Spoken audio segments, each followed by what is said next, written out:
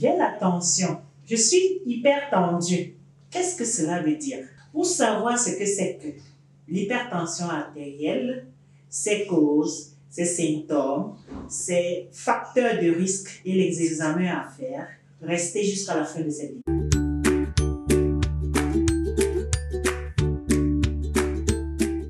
L'hypertension artérielle correspond à l'hyperpression du sang au niveau de la paroi des artères. Et c'est l'une des maladies cardiovasculaires les plus fréquentes. C'est également l'élévation permanente de la pression artérielle au-dessus de 14,9. Parce que idéalement, la normale, c'est 12,8. C'est une maladie qui augmente avec l'âge et a une composante héréditaire.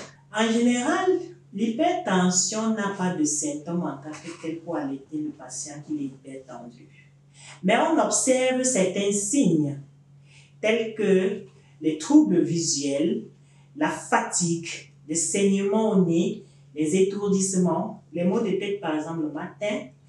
Si vous avez ces signes, courez vite vers un cardiologue car c'est le médecin spécialiste pour l'hypertension artérielle. Dans le cas de ces signes, votre médecin cardiologue va vous prescrire des examens, mais je m'attarderai plus sur des bilans biologiques. Et les bilans biologiques que le médecin peut vous demander sont de plusieurs ordres. Nous avons les bilans cardiovasculaires, le bilan rénal et l'ionogramme sanguin.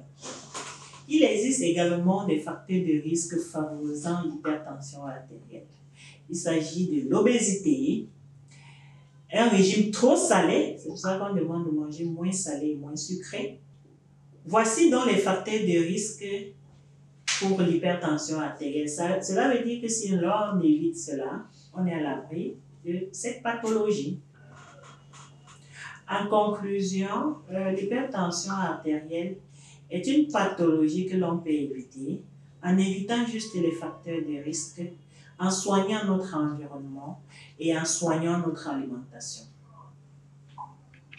Si cette vidéo vous plaît, n'hésitez pas à vous abonner à la page et cliquez sur la petite cloche pour recevoir les notifications et ne rien rater sur mes prochaines vidéos.